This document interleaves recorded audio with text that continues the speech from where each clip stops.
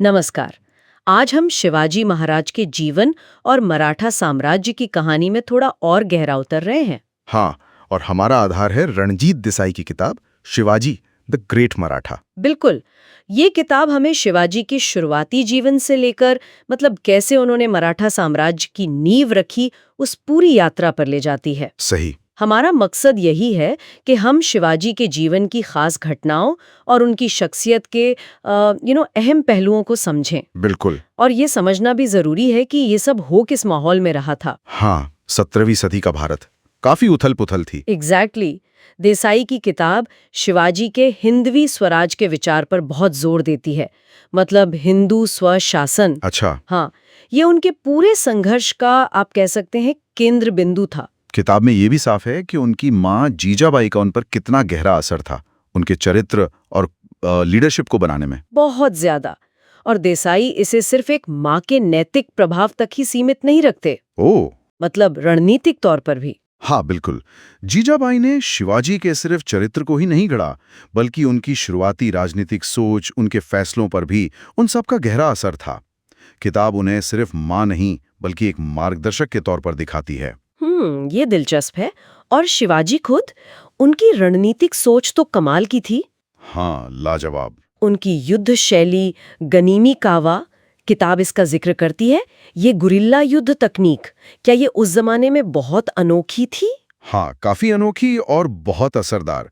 सोचिए, बड़ी बड़ी स्थापित सेनाओं के सामने, जिनके पास साधन भी कम थे। बिल्कुल कम संसाधनों के साथ लड़ने के लिए ये एकदम सही थी। पहाड़ों का, किलों का इस्तेमाल करना, दुश्मन को अचानक घेर लेना, उनकी सप्लाई लाइन काट देना, शिवाजी इसमें माहिर थे। ये उनकी जबरदस्त सूझबूझ दिखाता है ना? बिल्कुल, उनकी रणनीतिक प्रतिभा का सबूत है ये। और कुछ खास घटनाएं भी हैं जो उनके इसी चतुराई और हिम्मत को दिखाती हैं, जैसे अफजल खान के साथ वो मुलाकात, हाँ, वो तो बहुत मशहूर है। या फिर आगरा से उनका वो बच निकलना। कमाल था वो तो। और देसाई इन घटनाओं को सिर्फ वीरता की कहानियों की तरह नहीं दिखाते। अच्छा, कैसे दिखाते हैं फिर? वो बताते हैं कि इनमें कितनी प्लानिंग थी, कितना जोखिम था और कितनी तेजी से फैसले लेने पड़े। लेकिन कहानी सिर्फ जीत की ही नहीं है। मतलब आप चुनौतियों की बात कर रहे हैं? हाँ, सिर्फ बाहरी दुश्मन नहीं, अंदरूनी चुनौतियां भी थीं।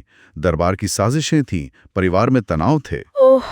और यहाँ तक कि किताब शिवाजी की कुछ मानवीय कमजोरियों या कहें कि कथित दोषों का भी जिक्र करती है। इससे तो वो ज्यादा वास्तविक लगती है। बिल्कुल, ये चीजें उन्हें सिर्फ एक नायक नहीं बल्कि एक ज्यादा मानवीय, एक जटिल इंसान के तौर पर पेश करती हैं। तो ये किताब हमें एक तरह से एक मल्टी डायमेंशनल शिवाजी से मिलवाती है। किरदार तो साफ हैं, शिवाजी महाराज, उनकी माँ जीजाबाई, विरोधी जैसे अफजल खान। और हाँ, रंजीत देसाई मूल लेखक और विक्रांत पांडे अनुवादक को भी श्रेय देना होगा, जिनकी वजह से ये कहानी हम तक पहुंची है। सही बात है। संक्षेप में कहें तो ये किताब हमें शिवाजी के जीवन के उन अहम पड़ावों से रूबरू कराती है जिनसे मराठा साम्राज्य की नींव पड़ी। सही कहा। तो देखिए, उनकी दूरदृष्टि यानी हिंदवी स्वराज, उनकी वो नई युद्ध नीति गनीमी कावा, हाँ, बाहरी और अंदरूनी दोनों तरह की चुनौतियों पर उनकी जीत और उनके अपने चरित्र की वो जटिलता, ये सब मिलकर शिवाजी महाराज को इतिहास की एक ऐसी हस्ती बनाते हैं जो आज भी प्रासंगिक हैं। तो देसाई उन्हें सिर्फ एक योद्धा नहीं, बिल्कुल नहीं, बल्कि एक जटिल, एक संपूर्ण लीडर के रूप में दिखाते हैं। तो ये सब सुनने के बाद एक सवाल मन में आता है, किसी नेता की जो स्थायी विरासत होती है वो किस चीज से ज्यादा बनती है? उनकी बड़ी बड़ी सार्वजनिक जीतों से, या फिर उन मुश्किल व्यक्तिगत और राजनीतिक चुनौतियों से उबरने की उनकी क्षमता से? ये वाकई सोचने वाली बात है।